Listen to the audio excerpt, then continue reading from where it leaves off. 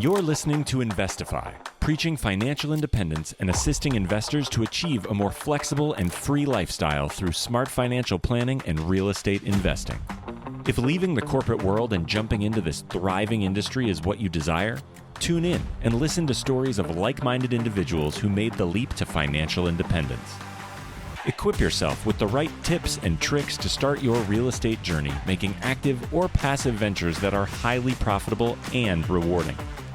Here are your hosts, Craig Kurlop and Ziana McIntyre.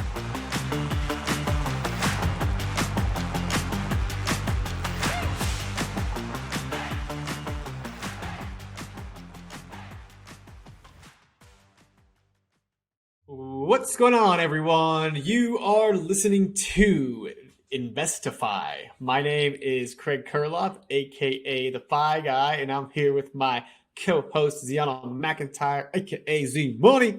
Z, how you doing today? I'm great. I think you almost forgot what our podcast was called. I almost slipped up. You ever spell your name wrong on accident or something like that? Because I feel like what just happened in my brain. I surely don't do that, Craig. You don't do You're that. the only one. Well, maybe someone out there can relate to me. Maybe. Yeah, maybe. Probably not. Yeah. See, what's new with you today, Craig? I just got right in there. Yeah, well, I just sold one of my crappy properties, and there's a little bit of a story behind it. Okay, wait, was this one of the North Carolina properties? No, it was a Denver property. It had major, so this is a funny story, right? So definitely listen through this. It's kind of funny. So This property had major structural issues. It needed about $100,000 to $150,000 worth of structural repairs. And I was like, whoa, I don't want to do that. And so I contacted a wholesaler and said, hey, you can take this property for like $150,000 off of what it would cost, as if, so you can make the repairs and sell it or do whatever you want with it. Mm-hmm. And so they agreed to all that stuff. And then the day before closing, they come to me and they said, oh, we didn't realize there were structural issues that needed to be, I swear to God, and they basically asked me for a $30,000 concession the day before closing, like hands tied behind my back. And I was like, wow, are you kidding me? Like, I didn't know what to do. So I kind of had to accept it because I needed to offload this property. And so Greg, I negotiated what about them down. Saying no. Well, bitch? Listen, it gets better. It gets better. So I negotiate them down to $22,500. We sign an amend and all that stuff. So it's happening. An hour later, the settlement statement goes out, which is like the official closing document for those that don't know. And that $22,500 was not in there. The title forgot to put it in. But the buyer signed it, the title signed it, and then I signed it. And so the total amend didn't happen. Those guys came and reneged on me, and they ended up getting kind of messed up in the future anyway.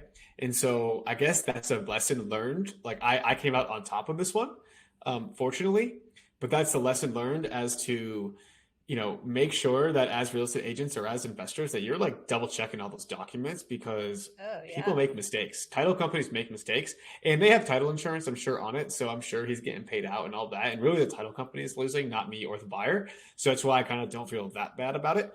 And he came and renegotiated on me last second, and that was kind of a low blow. So I kind of got the last laugh there. But yeah, laugh.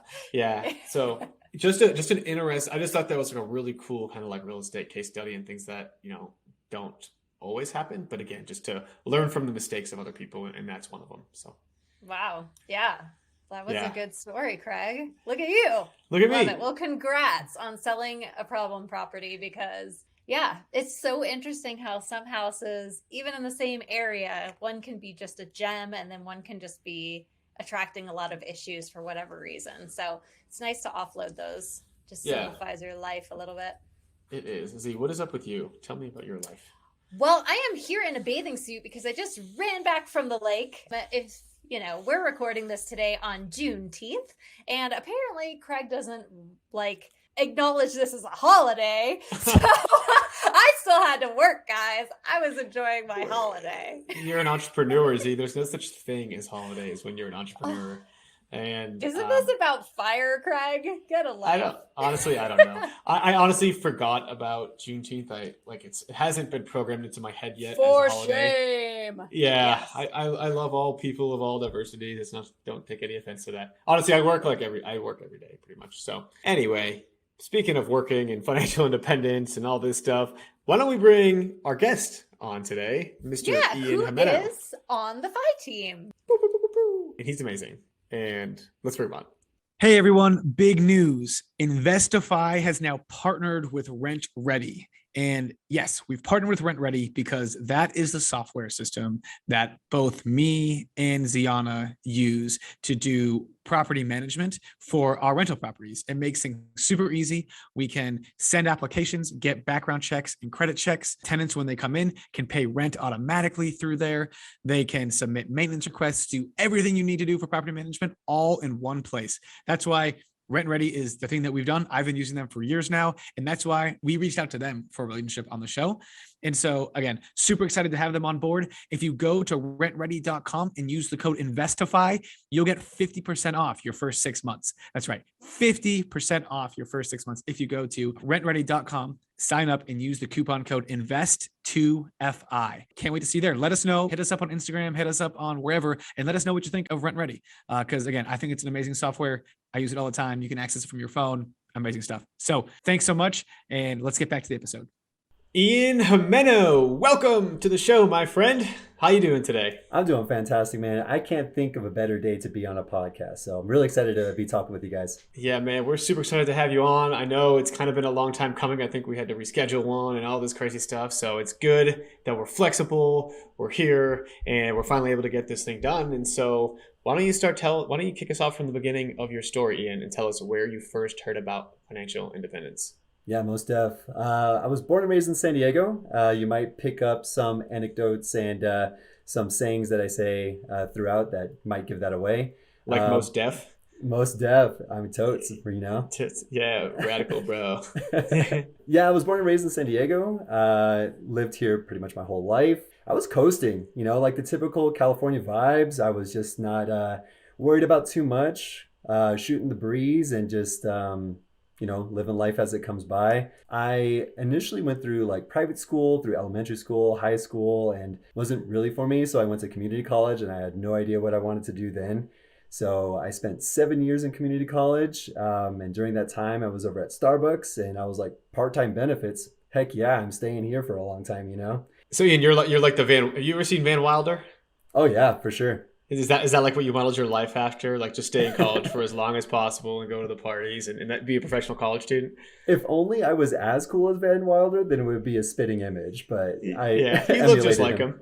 Yeah, for sure. All right, man. Sorry. So 7 years of community college. Yeah, for sure. So I graduated in 2007, and then finally, when I actually decided what I wanted to do in university, it was 2014, and I built up all these credits and I was like, Santa Cruz, UC Santa Cruz, how about I become a biology major? And they're like, well, you don't have enough math credits, but why don't you do geology? I'm like, sure, I'll do it, whatever, I just need a degree. So I ended up doing geology and I graduated in 2016, got a W-2 job. My initial salary was $55K, which was I was head over heels on that salary. I was stoked on it. As environmental consultants. Ultimately, I think it came out at this time. I think it was like Playing with Fire or it was a movie, almost like a documentary. And it followed this Coronado couple. Yeah, it sounds like you're familiar with this. It is Playing with Fire, yeah. Yeah, and it related a lot to me and my girlfriend at the time, Kat, where, I mean, they're from San Diego.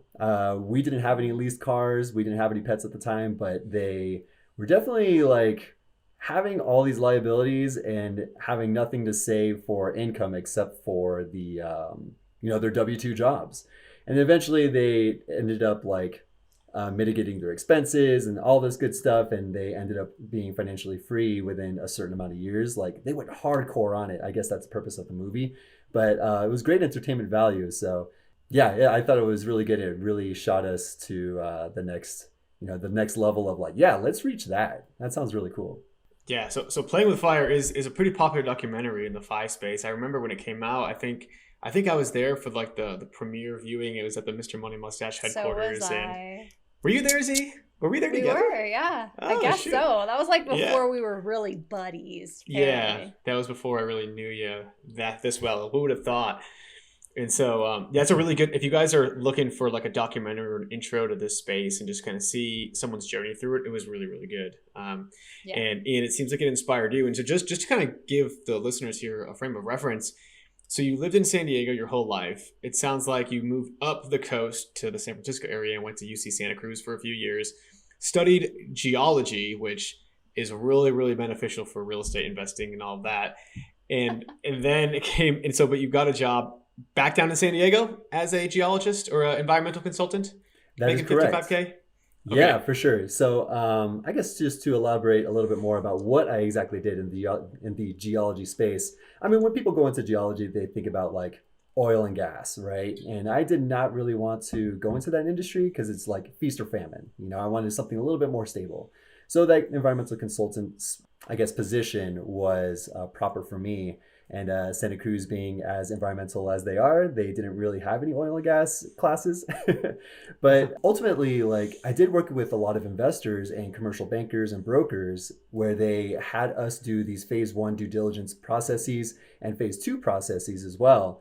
And I was like, these guys are buying like multifamily complexes, warehouses, mixed use buildings. And I was like, this is amazing. I mean, why are they doing this, or how are they doing this? How does one person have so much money? And I found out that like there were syndications, there's partners, there's joint ventures, and I was fascinated by it all. So I ended up through a big old rabbit hole looking at bigger pockets and just going down the Google rabbit hole of fire and things like that. Wow. Okay. So who would have thought that there actually would be that geology would actually get you focused on the real estate, and you're doing phase one and phase two analysis. And what does that mean exactly? Just real quick. Yeah, for sure. So I guess if I were to put real life terms to it, it's a little bit better to understand. So I evaluate human health risk on a certain property. So if someone wanted to buy a big brewery and it's, like let's say 12,000 square feet, like a big warehouse, right? And then right next door is a gas station. This gas station would have underground storage tanks, and I would do some documentation, some detective work, ask the regulatory agencies like, hey, have there been any leaks on it?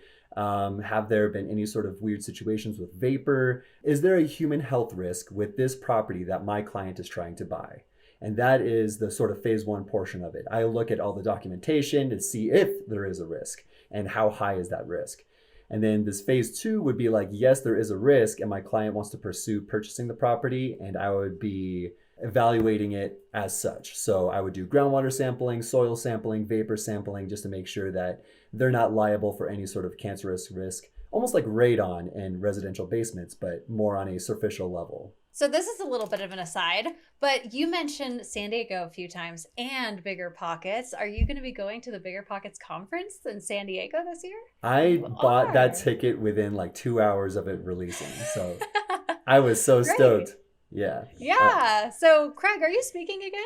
I'm dancing, and also not there, just dancing now. Maybe I'll Okay. dance there. But yeah, I'm also speaking. I am on a panel this year, so I think they downgraded me from speaker to panelist. Okay. But it's okay. I will still be there, and it will be tons of fun. And I love San Diego, so any excuse to get down there. Yeah, Yeah. so anybody listening, you still have time. Buy your tickets. We'll see you all in San Diego. End plug. And Okay, plug. continue. Yeah. And the whole Bigger Pocket space, I was fascinated by it. And to be honest, my cousins got me really into Bigger Pockets because they also watched the documentary Playing with Fire. They also were ahead of the game in terms of like real estate investing. And that fascinated me as well. Like Dustin and Lindsay, big shout out. They bought a single family home over in San Antonio, Texas. And I was like, you're not moving there, are you? Like, why are you buying real estate that you're not going to live in? And turns out, I mean, they got some pretty good cash flow off of it. And they were telling me all the trials and tribulations of property management, managing the manager, and doing long distance investing. And I was fascinated by that as well.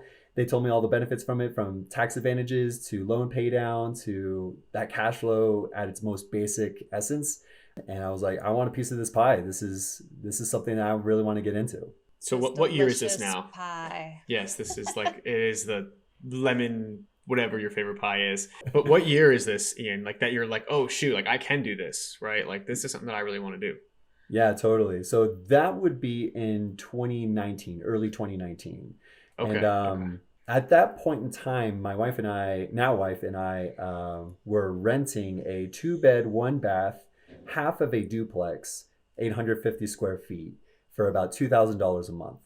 And after living from home for about 29 years of my life, because that's a normal thing to do, like everyone in California, San Diego, they live with their parents as long as possible. And it's also, I think, the demographic too.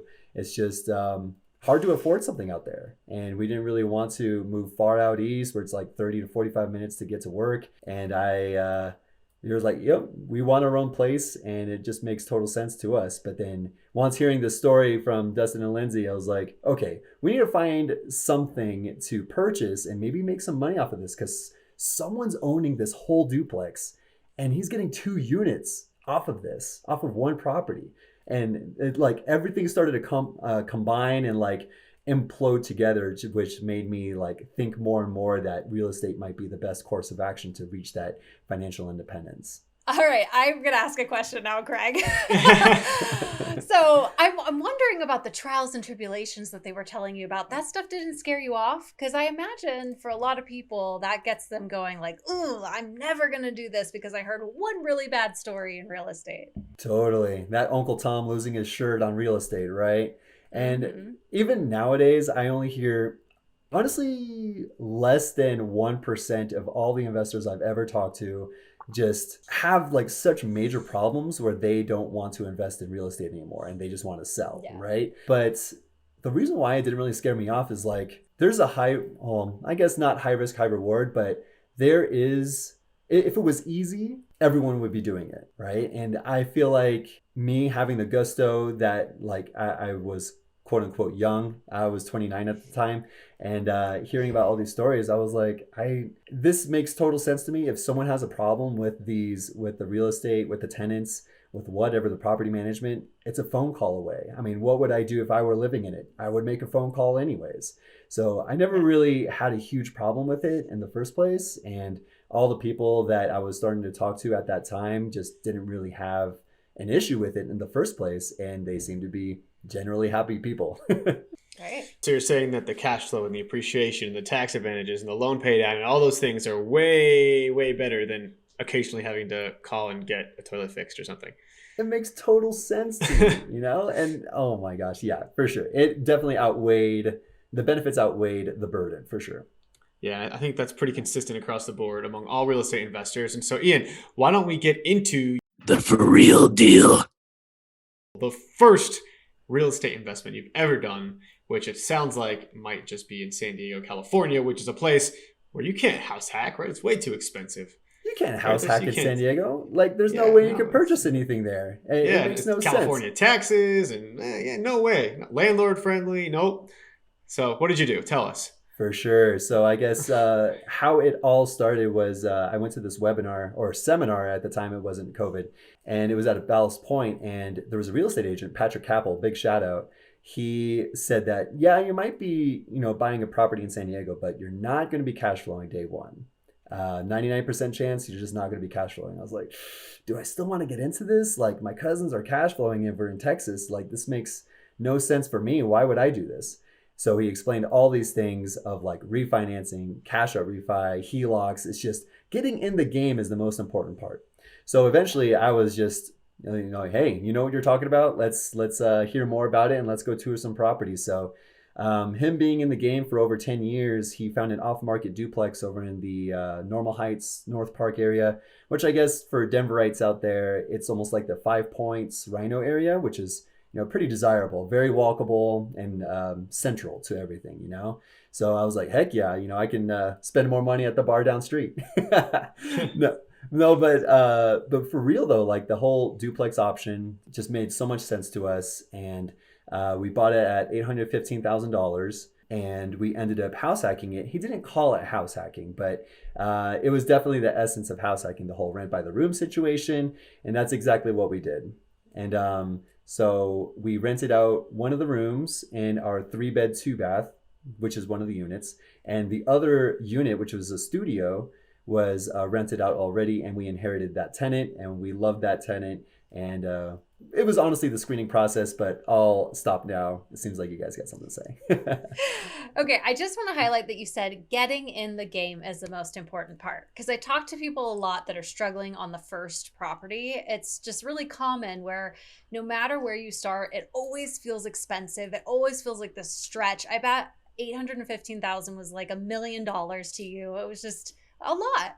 So even now, with people getting in at 7% interest rates or whatever they're seeing out there, would you still say the same? Because I'm always telling people, man, one day you can refinance that to a lower rate, or just getting your foot in the door and riding the escalator of equity up is important. So I'd love to hear your take on that before we continue with your for real deal. 100% Ziona. I mean, the aspect of even getting in the game at 6.5% or 7%, whatever, you can always refinance later. If the interest rates go down, you can always cash out refi or just refinance it. It doesn't matter. You know, you can always have plays after that. Actually, we're looking at HELOCs right now on that same San Diego property just so that we can find our next investment property. And it would make so much sense just to not have our own upfront capital, just to, take the equity out of our property in San Diego to use on a separate property outside of California or whatever.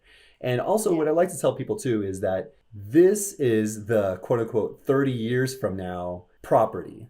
So for example, like back in the 1980s, that same property was about 200 grand. And here we are now 400%ing on this property, and I'm buying it now. In 2050, it's going to be what, maybe 2 million, maybe 3 million. I have no idea. We have no idea. But at the same time, in general, I am seeing the trends of real estate going up, and I don't see it going any other way. You know, I think it's funny, right? It's all about recency bias and comparison, right? So we're comparing these 6 or 7% interest rates to the 2 and 3% we've experienced the past few years. But if you look over the long period, 6 or 7% is like as normal as it gets for mortgage rates. So we're not even like in the high, we're in the medium of mortgage rates, number one.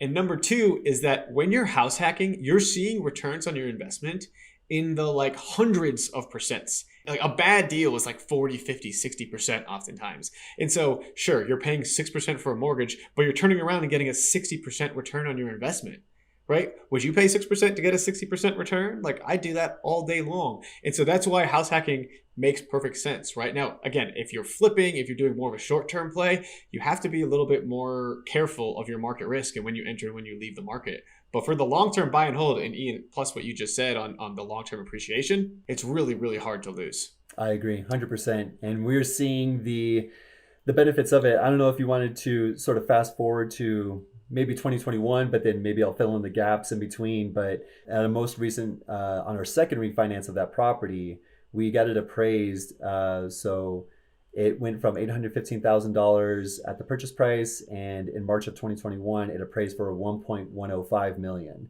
So over the course of 2.5 years, we appreciated about $300K, something like that. So it was absolutely insane that to even see that number, 2 commas in one purchase, in one refi, that was insane, you know? The 2 comma club.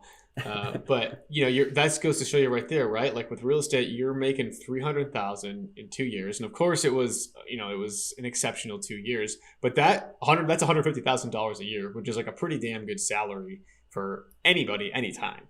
And so that's just a real estate investment. I do want to take it back a little bit though. So you purchased this property at $815,000, and from what it sounds like is you were making $55,000 a year, which to me is like, how do you afford an $815,000 property when you're only making $55,000 a year? Connect those dots for us. Yeah, so me and my wife, with us living at home for so long, and we just didn't know what to do with all that money. We just kept it in a savings account and in our stocks, portfolio, what have you. Eventually, like being able to finance it at 3.5% down, FHA loan, that's what we used. The all-in cost, like day one, was approximately $45K, maybe $50K. I know between 2 people, and we got married a couple months before we actually purchased the property. So we bought it in 2019 of June, and we got married in March 2019. So this has sort of been floating in our heads prior to us getting married. And us combining our about 25K each just wasn't too much of a dent in our bank accounts, you know? But what about qualifying on the debt to income ratio? Like, were you able just to do that with your combined incomes? Yep. For sure. So Okay. at the time, Kat was on her way to becoming a more legit software engineer. I think at the time she was making about 65K or something like that. So grand total of about 110, 120. I don't know how it penciled out exactly, but we were approved for it. Awesome. And so what was your mortgage payment on that one? For sure. So our mortgage payment initially was about 5,400 bucks. Wow. Okay. And that's PITI, right? PITI. Okay. Principal, interest, taxes, and insurance for those that don't know PITI. And you were getting what for rent? We were getting approximately $2,700 in rent. The one room that we were renting out, and 3-bed, 2-bath, we were getting about $1,200 for that room.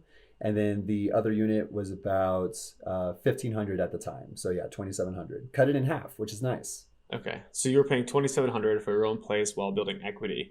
And then eventually, how long did you live there for? Yeah, so we lived there until August of 2020. So we lived there for about 13 months. And I will say, like, going back to us purchasing the property, everyone thought we were insane. Everyone thought it was like $815,000, Ian. This is like borderline $1 million. I don't know how you can even afford this place, you know? And even after we told them, like, hey, we're making income off of this place, they're like, you're still paying $2,700. And a lot of those people that were calling us insane were still living with their parents. We're still didn't want to take the risk. And they were thinking that we were at the top of the market. I mean, I didn't really care if we were at the top or the bottom. I just wanted to get in the game, and as much as what other people were saying too. And yeah, so I guess going back to what you were asking, Craig, which I forgot. I think I kind of want to just further the point too that it doesn't quite matter. Like in these more expensive markets, you're probably not going to cash flow, like you said in the beginning, right? And so yeah, sure, you were paying $2,700, but you were living in a really nice place in a really nice location, and you knew that in the long run that was going to go well. And so you lived there for 13 months, and then when you moved out, did you rent out your half? Yeah, for sure. So for those of you who don't know San Diego too well, it's a big Navy town. A lot of military bases here, a lot of Navy bases here. And we were able to get 2 Navy tenants to stay in both of the units, which I really liked because we have direct access to the commanding officer if they ever give us trouble, whether it's like, hey, you're not paying on time, you're just being a belligerent tenant or whatever. We could just call up their commanding officer, which is kind of nice. I don't know the exact ins and outs because we did some really good screening processes in the meantime, but we moved out to Denver in August of 2020, and which was kind of like a double-edged sword where, like, at the time I was getting my hours cut as an environmental consultant with the whole COVID situation starting in March 2020. And we were like, hey, we gotta reduce our cost of living, and maybe we want to try to look at the rest of America at the same time as far as having a good time and maybe a lower cost of living as well. And at the time, my brother and my parents were living in Denver, and we ultimately decided to move to Denver. And when we had that conversation with my parents, I heard that they were like, yeah, we got a 3-bed, 2-bath that we're living in right now that they owned, and you guys can stay in the basement. I was like, basement, you say? Wow, that's amazing. So the whole concept of basements were like blowing our minds. And here we are staying at like 1,300 square foot place and paying $2,700 for this, and sharing a room. And then going to a basement that we can call our own, that's like almost 2,000 square feet in this house that we were staying at. I was like, this is amazing. I mean, being so used to the hardships, I guess, of house hacking in San Diego, I was blown away by Denver's basements. I feel like you have to be a FI person to be excited about a basement. Like, this is just like quintessential here, Yeah, that doesn't happen otherwise. That was my only comment. Yeah, no, I mean, basements are amazing for house hacks. And so did you say you bought that place in Parker? So initially when we moved out, we just moved to the place that my parents purchased. And then after a while, I think it was about 6 or 7 months after winter, I think it was March of 2021 May of 2021, we were looking at our own house hack to find in Denver, me and my wife. And, we were looking up in the North Denver area, like Arvada, Wheat Ridge, Westminster, North Glen, that area. But after a while, my parents were like starting to hear our conversations, and they understood like what we were trying to accomplish here. And they're like, they wanted to give us a business proposition. They're like, hey, why don't we just go halvesies on the next property, and we could just call it home base. We could just, wherever you guys go, we don't plan on moving anywhere but here. And we found a place in Parker, and it's a pretty cool neighborhood. It's like 4,400 square feet, like more square footage I've ever heard of, like in general. I've never lived in some place. Yeah, I've never lived in some place that big. And, we split the mortgage, we split the utilities, and ultimately when they retire, we could take care of the home when they're out traveling the world. And when they're older, we could stay with them. And also at the same time, if we were to ever have kids, we have a babysitter in-house. So I think it's more than just the splitting of rents, but also the utility savings of it all, Right. It's awesome. So how exactly does that look? Like, are they living there and you're living there? Are they just helping you pay towards it? What's Totally. that?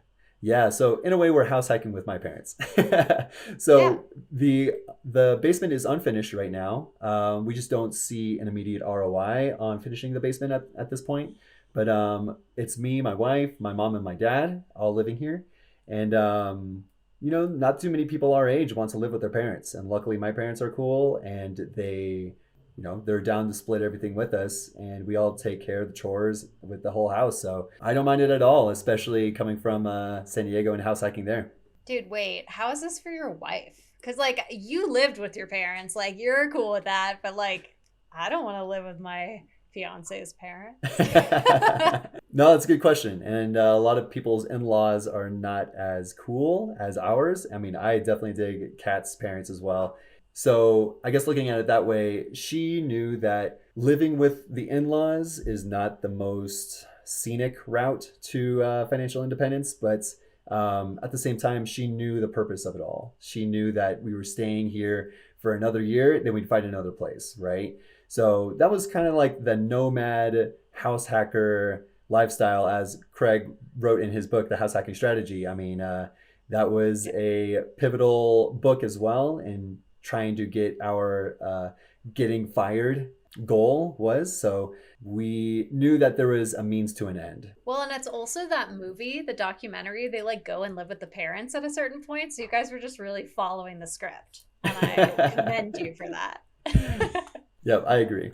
100%. It seems like I think they had a harder time doing so than you guys did, though. At least So Ian, you're basically like the expert at paying just half your mortgage, right? You did it in San Diego, now you're doing it in Denver. And so what happened? So how long did you live in this Parker house for with your parents? Are you still living there? No, so I moved on to house hack number 3, but I guess the length of time that we stayed was about 14 months. Yeah, we moved out July of 2022. Yes. So we bought this place in Parker, May of 2021, and we moved out July of 2021. This is 2022. What? My bad.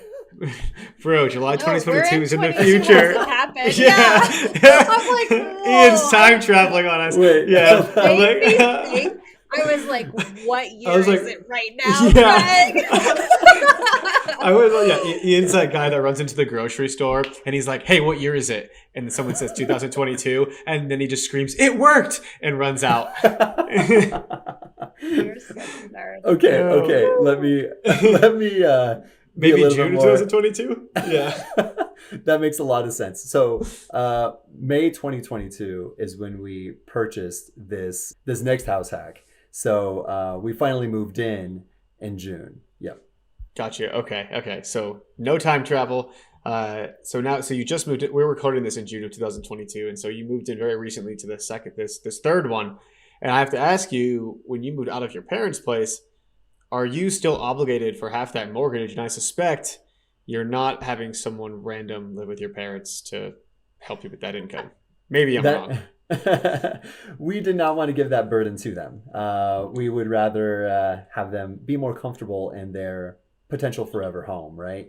So yeah, we are still obligated to pay off that mortgage and just, give our halvesies of it. But at the same time, we knew the next investment and other investments that maybe we could talk about later pays for that and significantly decreases that expense in the net worth spreadsheet, you know? So we knew going into it that we would still be obligated for that 1,500-ish per month, but we don't pay as much in utilities anymore. Right. So now you're basically, that $1,500 a month is an added expense to what your financial independence number is going to be. Now, it's still a great investment because you're buying in an area with high appreciation. It's just like investing in the stock market or something like that, right? And so now, but you're parking your money somewhere in Parker, where, little pun, little Father's Day pun for you. Yeah, and so that's, I think that is something to be said that not everybody would be willing to do. And so why don't we go into this third property here? Where'd you buy it? How much did you buy it for? And what you plan to do with it? Yeah, for sure. And I guess before I get into that, I did join the FI team as a real estate agent. So this was, I couldn't resist, man. I mean, it was nice to be a part of the team that really helped me out. That like even finding the Parker home, Nick of the FI team helped us out, purchasing that property.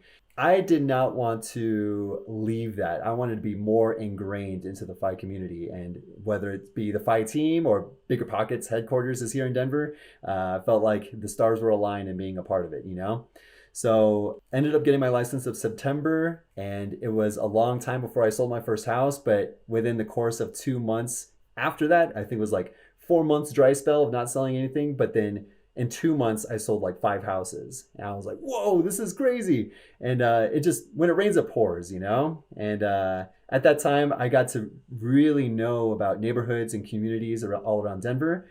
I noticed that when I look at the Westminster, Sherrillwood, Thornton, North Glen area, I mean, it made a lot of sense just to invest in that area for a couple of reasons, and maybe several reasons. If I can pinpoint it, it's like in the center of almost everything. It's right off the 36, right off the 25, and the 70. That sort of trifecta highway area, Also right in between DIA, Denver International Airport, and the mountains.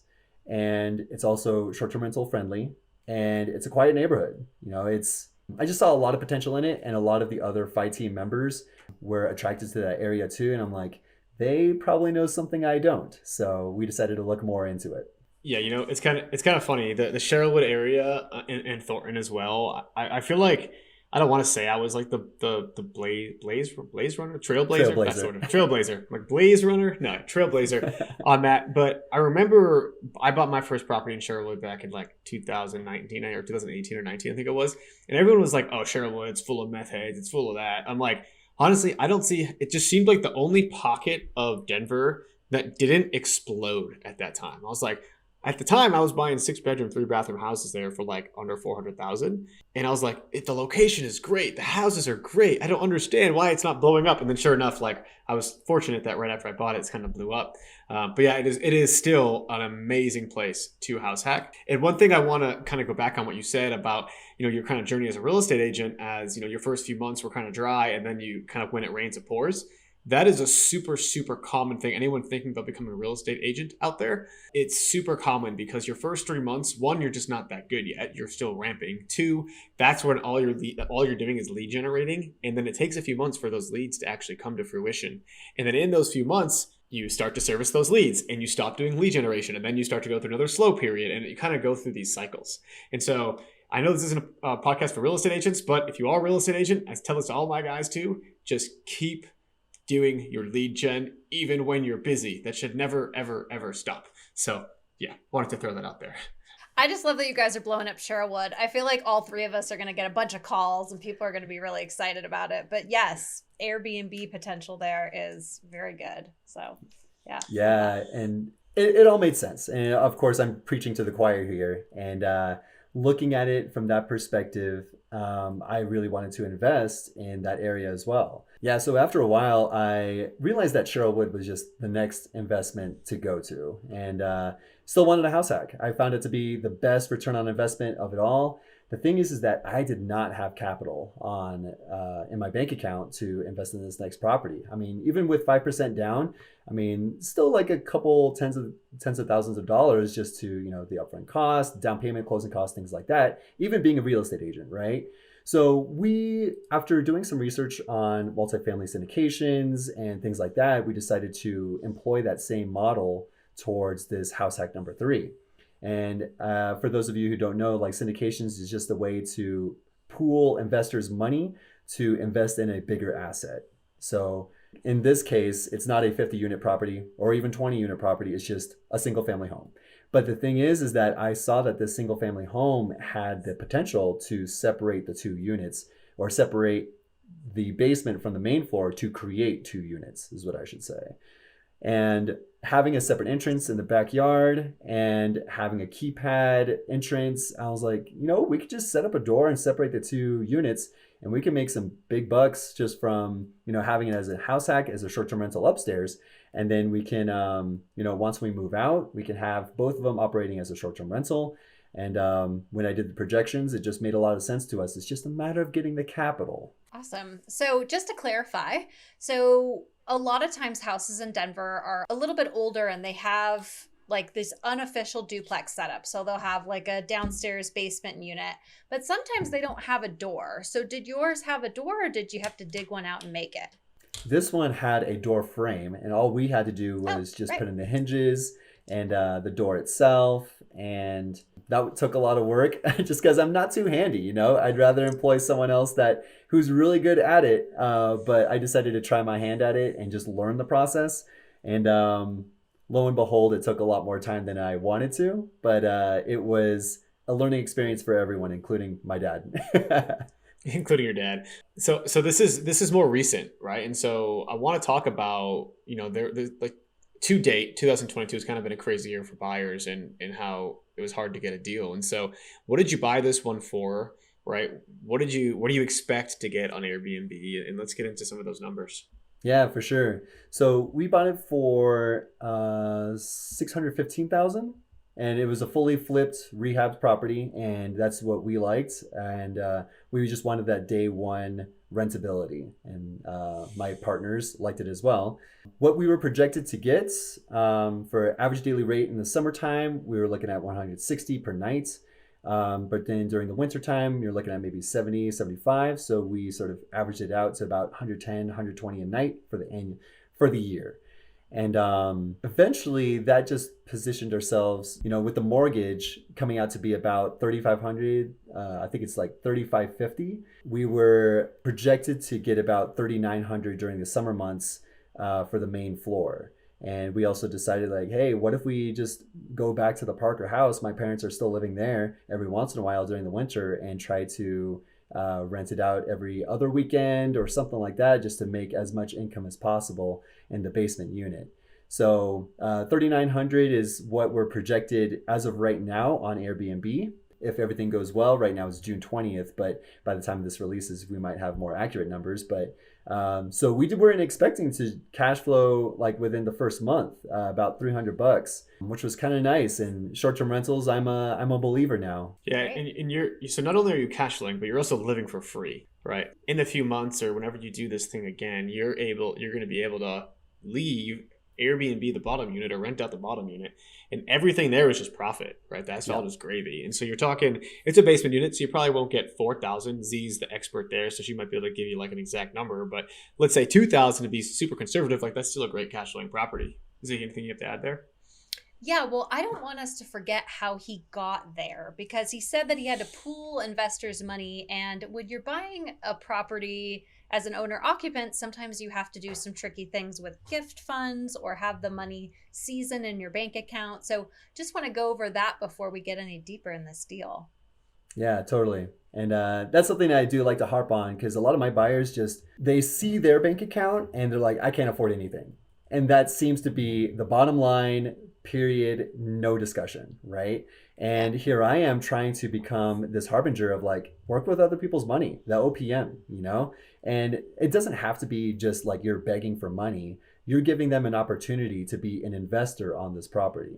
So what ended up happening was we contacted my cousins from San Diego and my sister-in-law from New York, and they're both like real estate-ish savvy, more on the San Diego side. Shout out to Reka and Makmak and Jackie and Latoya. But they all knew that real estate was just a powerful tool to get to financial independence.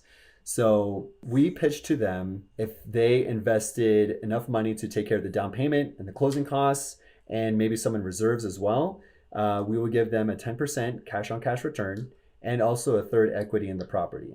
I know it seems a little bit generous at this point in time, but with this being our first deal with partnerships and working with partners, we wanted to make sure that they felt comfortable going into it.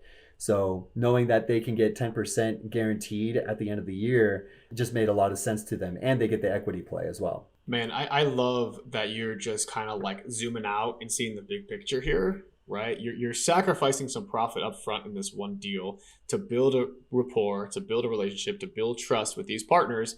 So that way, someday when you're doing your third, fourth, fifth, sixth, 10th deal, then you're going to be like, hey, we'll give you 6% or 7%, right? You'll have a lot cheaper money because they've known, liked, and trusted you and have invested with you before. So I love that you can see through that. I do have a question on this though. How did you set this up? Was it an LLC? Was it a partnership? Did you have a lawyer review this? Did you do this the right way, or did you do this kind of the scrappy way? For sure.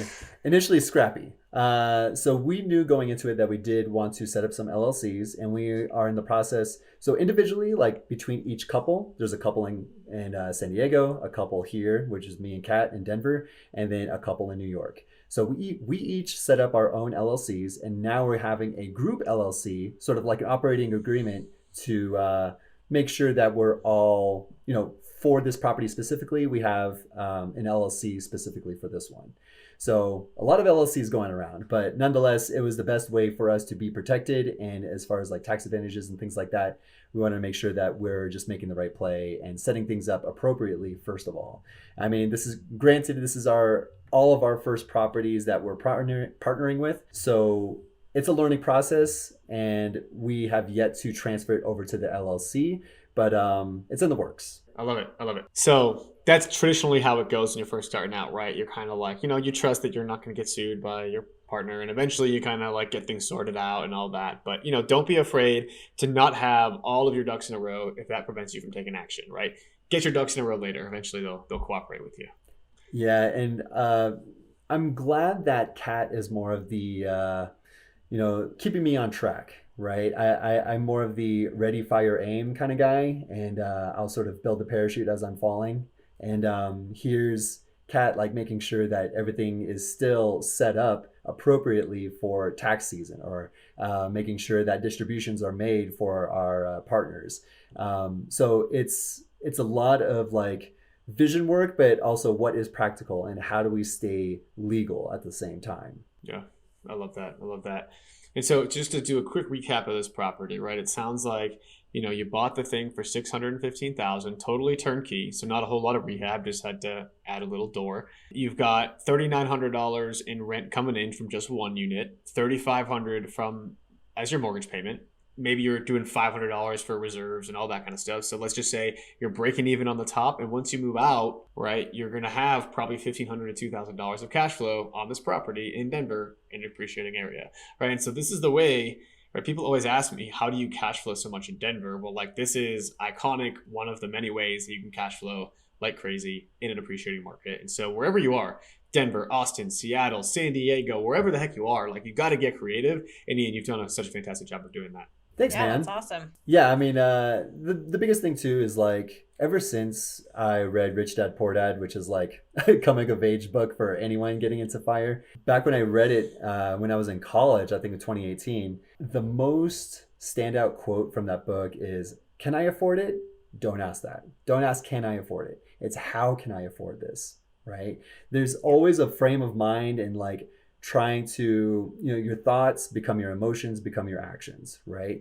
So when you start to believe that you can't afford it, you truly can't afford it. You miss 100% of the shots you can't take.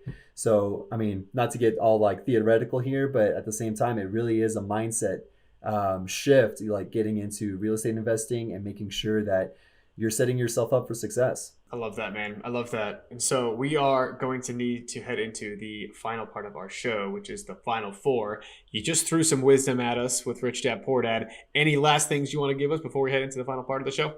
I'm just more excited about the final four at this point. Stoked. All right, let's get into it. The final four. All right, Ian. What are you reading right now? Yeah, this is my third time reading this book, 4 Hour Work Week.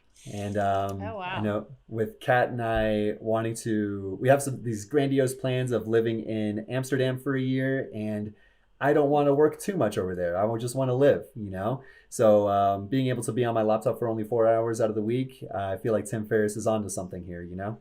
Do you know that in Amsterdam, like Holland has like a Netherlands American friendly treaty? Do you know about that? You can I like had no live idea. there. Yeah, they have like a thing that makes it easy to live there as an American. So you can look it up. What? Yeah. Okay. Totally. I Yeah, like you this could even like more. work and yeah, check it out. Friendship. Really? One of my buddies just moved to the Netherlands. I wonder if that's why. I didn't even know about Yeah. that. Oh, cool. All right, Ian, what is the best piece of advice you've ever received? Best piece of advice. I guess it wasn't personally, but this really spoke to me. I'm a huge fan of Michael Jordan, and his personal coach, Tim Grover, had this one quote that really just like got me motivated. It was, I'm not going to butcher this. If you don't want to pay the bill to win, wait till you see the bill for regret. And I really want to win. At this point in time, like I might be on the younger side. A lot of real estate investors say that I'm young. I don't really feel it too much. I'm at that middle-aged portion. But at the same time, like I feel like do it now. Do it now while you're on the younger side, mid-20s, 18 years old. Shout out to Taylor Thompson for like getting 2 properties. I mean, like this dude's a maniac. But anywho, I guess what I'm trying to say is like, just do it. I mean, especially when you're younger, go on those business ventures, do things that scare you because you got time to recover. So a lot of people that are elderly, they are looking more on the conservative portfolio because they can't take those risks anymore. Like have fun with it and just make sure you take those risks because it could pan out. I love that advice, man. Love it. Definitely rewind that for like just the last minute or two. And yes, just take the risk now because you'll have more to lose in a year from now than you will right now. 100%. Question number 3. What is your why? My why? Not working. Like, to be quite frank, like I want to do the things that I want to do with whom I want, wherever I want. It's more eloquently said in other places, but at the same time, like me and Kat, like we want to do the things that we want to do. For example, Kat wants to work for a nonprofit, and having a nonprofit salary is just not in the books at this point in time when you're not FIRE. It's really hard to take care of your family if you were to have kids or things like that, or someone who's sick. It's really hard to do that when you're working a W-2 that's just, not as profitable. And then for me, I want to become an educator. Like I spent so many years in community college, and honestly, they were the best years of my life because of the professors. And when I went to university over at Santa Cruz, no offense to Santa Cruz, but they are so used to academia. They are so used to writing grants, writing papers, and I just did not connect with them on a service level. And here's people in community college, professors coming in from their 9-to-5 job, and I'm taking night classes, and I'm actually getting industry experience from these guys. So I wanted to still be a real estate agent and become an educator for financial literacy and financial independence. Shout out to Dan Cheeks for doing that. And I reached out to him. So Dan, if you're listening to this, I still want to hit you up and have some coffee with you, man. I know Taylor Thompson, he's making some big moves and he was a chic freak. So I want to be a older chic freak. Yeah, Dan was actually on the podcast. Twice. He's on the podcast twice, and he's got a book, First to a Million, published by Bigger Pockets. And Dan's amazing, such a good friend of mine, and such a good dude. So helping young people achieve financial independence. So Humble awesome, man. Ian. So this is our final real-ish question. What are some of the nicknames you have for customers or coworkers? I like this. All right. So I worked for Starbucks for almost 8 years of my life, and I had so many nicknames. King Mike. I like, people would give you their names in person, but then I would write it on the cups, like whatever nickname I wanted to give them. Whether it's like a movie we recently saw, like Dumb and Dumber would come in, but they wouldn't take offense to that because it's a great movie. First of all, #1 best movie, by the way. King Mike and Shorty, not Shoddy, but Shorty. Oh man, I'm trying to think of some other ones, but those are the ones that come to mind. And they love it, dude. Like they love the tips, or I love the tips, and they gave it for sure based on those nicknames. That's awesome. That's funny. It's always fun to make fun of those situations. Yeah, for sure. All right, Ian, where can people find out more about you? Yeah, most def. I got an Instagram account you guys should follow, ian.realestateagent. I like to post meme reels, but also educational reels as well as a website, Ian Jimeno, Denver Agents, IANJIMENO, denveragents.com. I got blog posts, I got articles, I got videos. I'm on YouTube as well, ian.realestateagent. Come here for the memes, but stay for the education. I love it. Oh my gosh, I love your taglines. Awesome, Ian. Well, thanks so much for coming on the show. Definitely go check out Ian and all of his areas where he educates people and is pretty funny dude as well. And so, awesome, man. Well, thanks so much for coming on, and it was great having you. We will see you next time. Thank you so much. I enjoyed it. Hey guys, if you're thinking about becoming a real estate agent like us, you might want to go to Kaplan. That's where I got my license, and I found that they made all this really dull information actually kind of interesting and very memorable. So if you're looking at getting your license, see if they have your state. They cover a lot of states, but not all of them. And if you want to get a little discount, use our code INVEST2. So the word invest and the number 2. Thanks, guys. All right, and that was Ian Jimeno. Z, what did you think of Ian? Oh, Ian's so cool. I met Ian once, and he's just like super nice. But yeah, I really loved his creative ideas. Like, it was so cool how he's house hacking in San Diego, where people would say you totally can't house hack.